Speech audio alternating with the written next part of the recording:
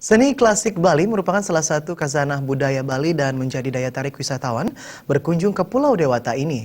Namun dalam perkembangannya, seni klasik Bali terancam tergerus seni modern atau seni kontemporer. Dengan pembinaan terhadap pelaku seni, pertunjukan seni klasik Bali diharapkan dapat dioptimalkan kembali.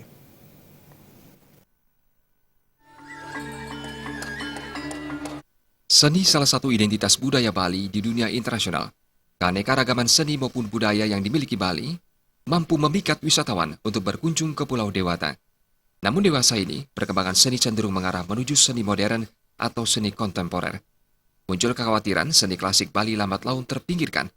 Sehubungan dengan hal tersebut, pengamat sekaligus pelaku seni, Gede Parwata mengatakan, mempertahankan dan mengoptimalkan pertunjukan seni klasik Bali, generasi muda maupun pelaku seni harus tetap mempelajari dan mementaskan seni klasik Bali. Selain itu, generasi muda juga harus memahami momen yang tepat untuk mementaskan seni klasik sebagai identitas budaya Bali maupun seni modern. Harapannya adalah seni klasik Bali mampu sejajar dengan seni modern. Sebagai generasi muda yang menggeluti seni, memang banyak sekarang seni kontemporer, seni modern yang sudah berkembang di Bali khususnya. Nah, dari situ sebenarnya hal tersebut tidak bisa lepas dari seni klasik yang sudah ada.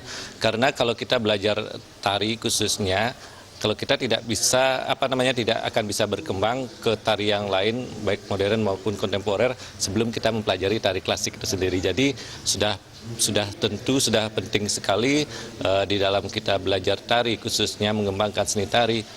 Tari klasik itu adalah sebagai akar daripada tari atau seni tari yang kita kembangkan berikutnya. Gede Parwata menambahkan, generasi muda diharapkan tidak hanya melestarikan seni Bali dengan cara menikmati.